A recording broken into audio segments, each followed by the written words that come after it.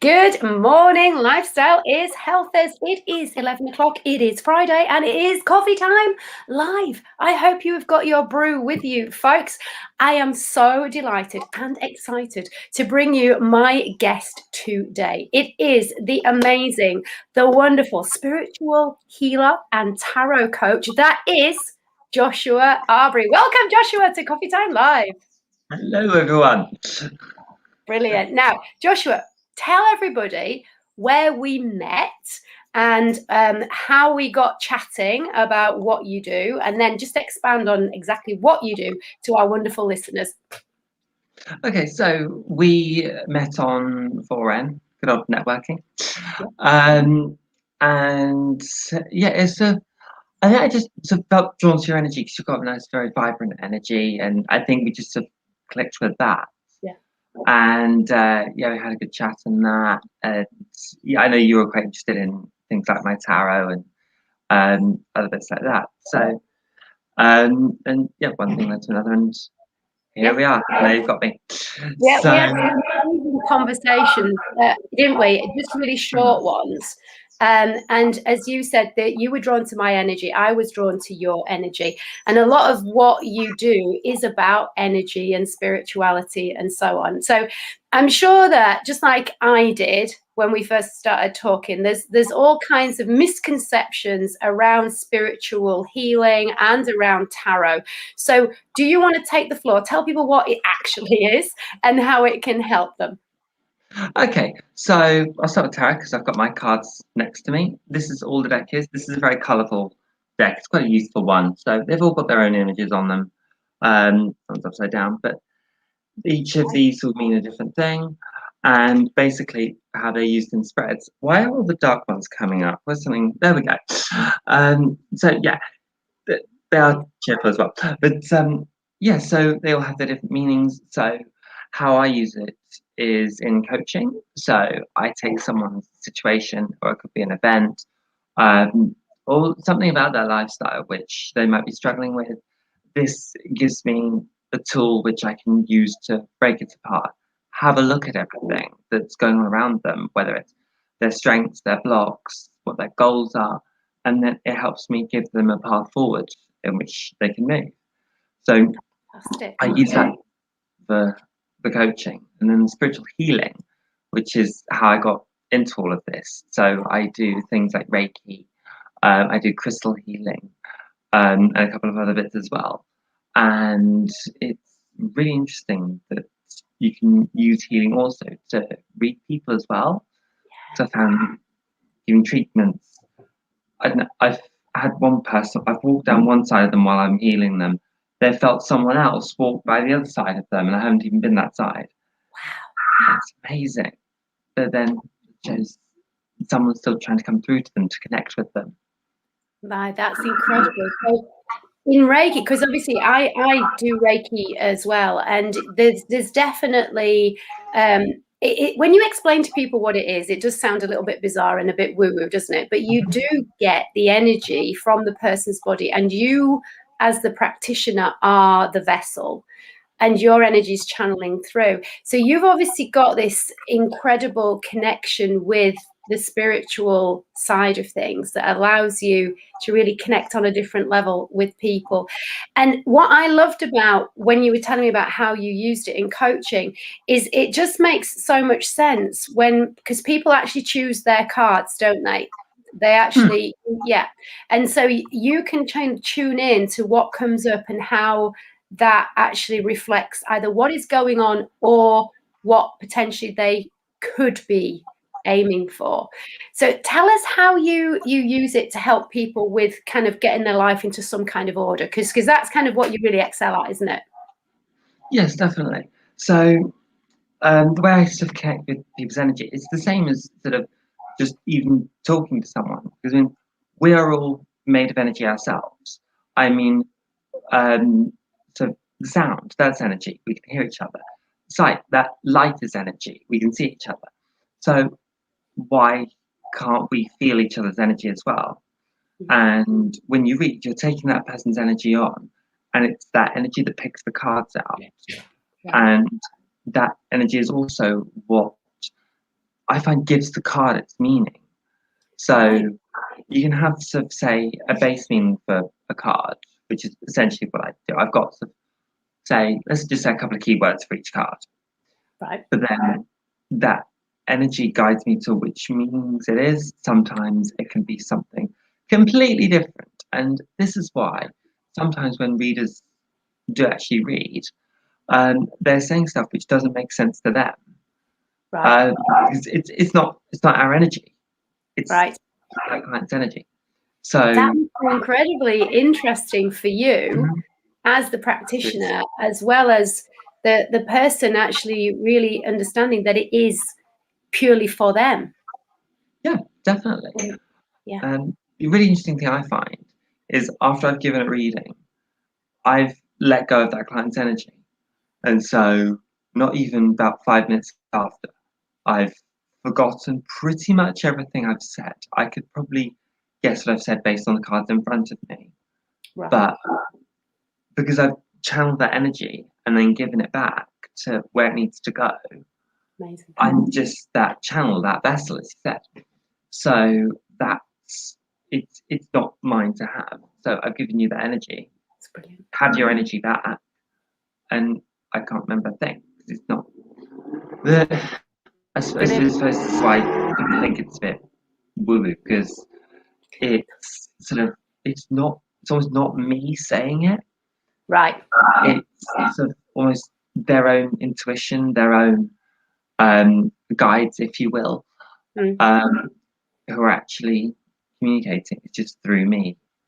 Right. And that, to me, that does make complete sense. But I think for a lot of people, that does kind of sound like really woo-woo. And this is where I think the beauty of these things is I talk a lot in this group about giving yourself permission to get curious, to trying things before you make a decision about them. Because often we believe what we've heard or what we've grown up believing, which is not even our beliefs.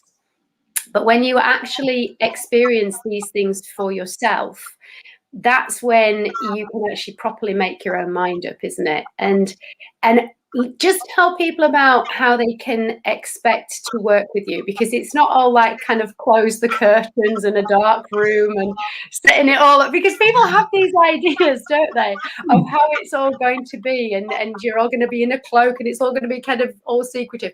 So to give people a clue of if they want to work with you, what their experience would be like. So, I mean, obviously it's still confidential, so I'm still going to have just a one-on-one conversation with them. But it's basically I'll talk to them about sort of perhaps how they're feeling, what they want to talk to them about. I do find with things like tarot, you do have to be quite specific, which is why I have that chat. So I get to the root of what you actually want to know, what you want to ask.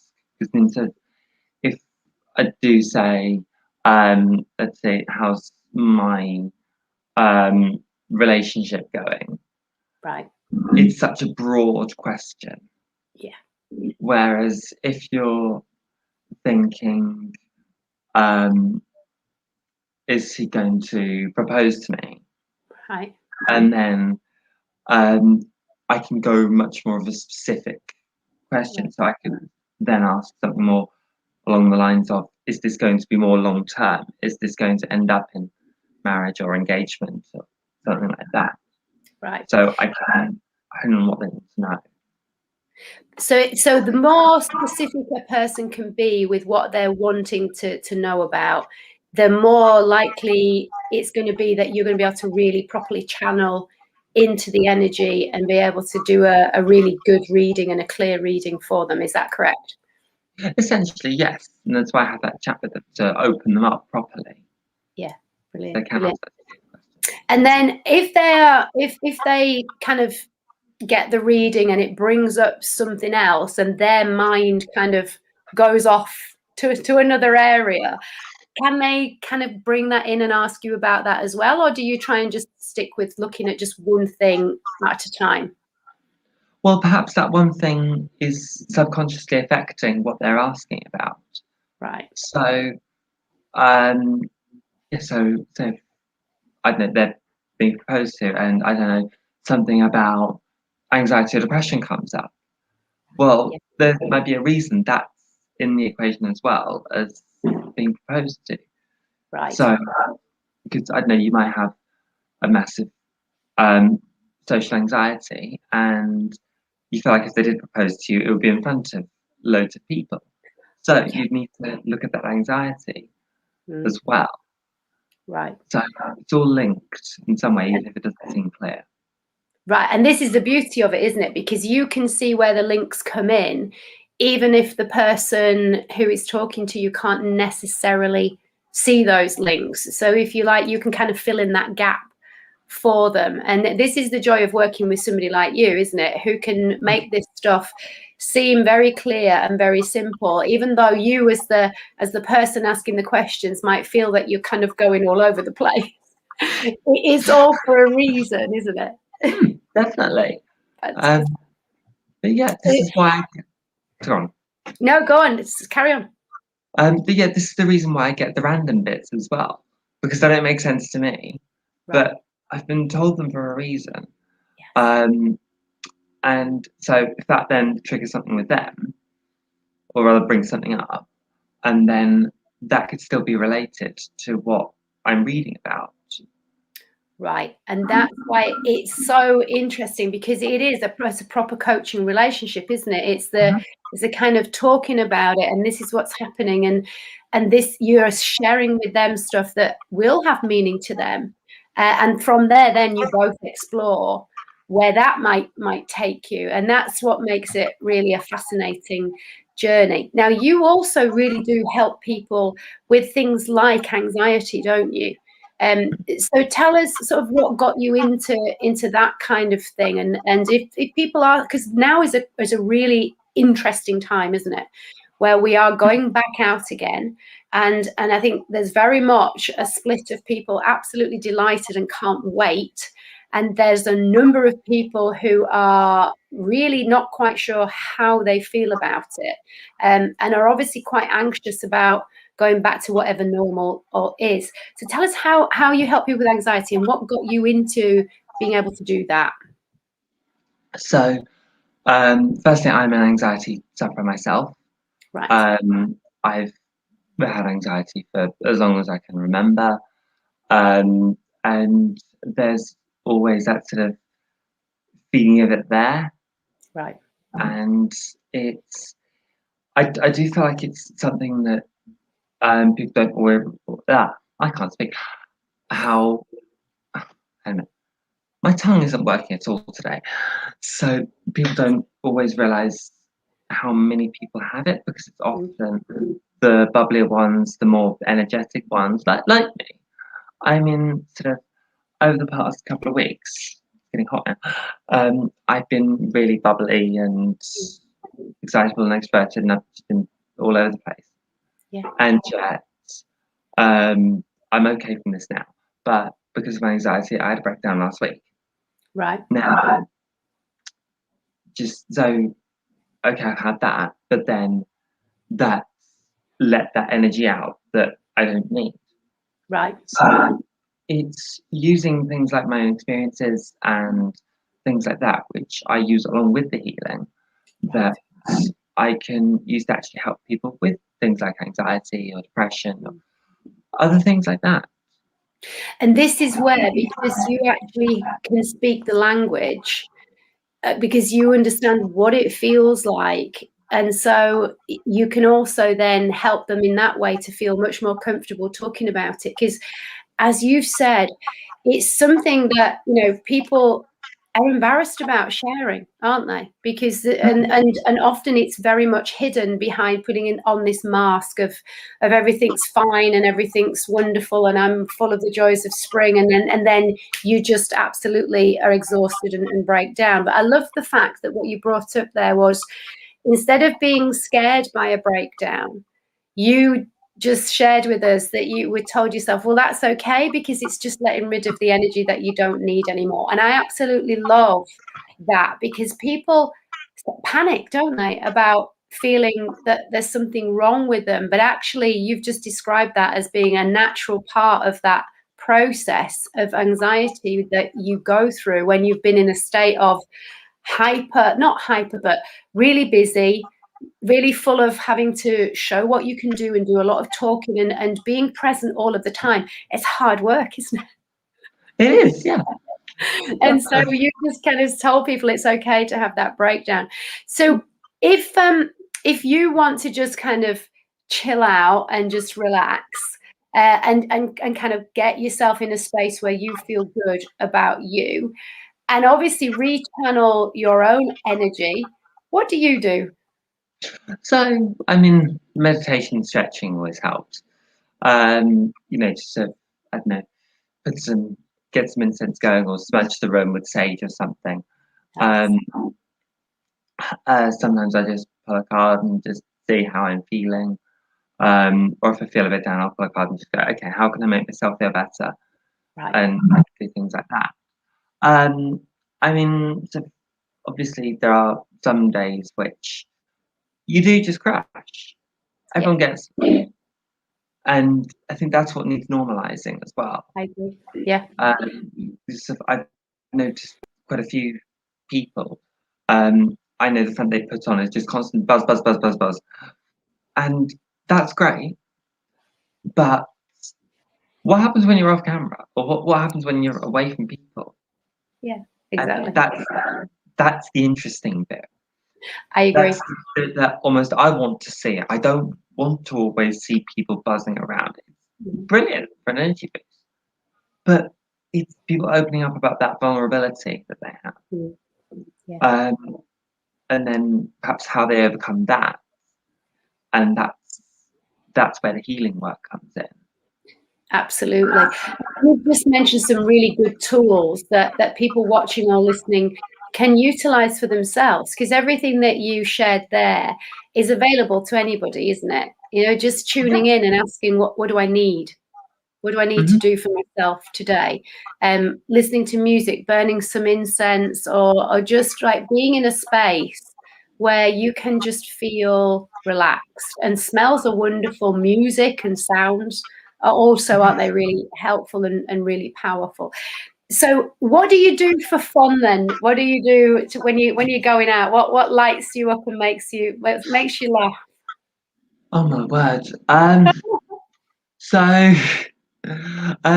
so yeah. I mean, I'm a very sociable being. So as long as I feel like I'm with people, then I find I'm happy. It doesn't matter. I don't know if we just I don't know going for a walk or sitting in a cafe, um, or just something like that. And I use that whole experience to try and make myself feel better, to make myself feel good. I'm generally someone who takes a lot of pride in their appearance, Yeah. so I'll make an extra effort to actually make myself look really good. I don't know, doing an oat face mask or something like that before I go out, and just wear something quite nice. And yeah, it's sort of if you're going out to see friends or something, make an occasion of it. So like to say, 'cause I mean, we saved I don't know those best outfits for I don't know your birthday or going out for a Christmas meal or something like that. No, do it when you're in that good place. Love it. Make yourself look good, make yourself feel good, and just treasure that day. Absolutely. Yeah, and again, because as you say, every day should be your best day, shouldn't it? Instead of saving it for a special occasion. And by doing things like that wonderful self-care, like you just shared there, have a face mask, put on something that makes you feel good, because then you're likely to have a much better experience because of the energy that you've created about yourself. So to finish off with, what will Josh be up to this weekend? Have you got anything planned?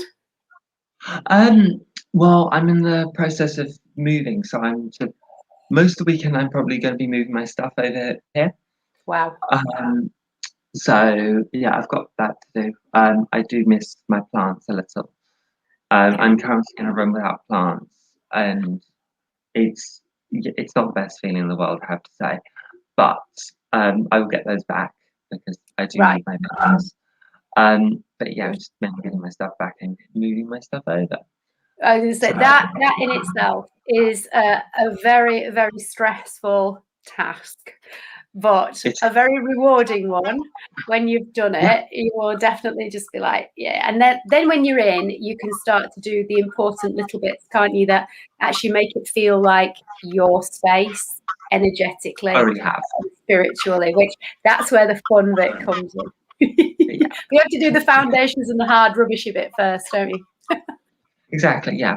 Well, this is my new place. So I've got all the essentials here. I Right. just need to get the other bits. It's like I've already got some incense and that in a cupboard here.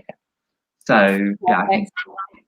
put some of that on, and yeah, here we go. Get the mood in going whilst you're moving stuff. And you know what?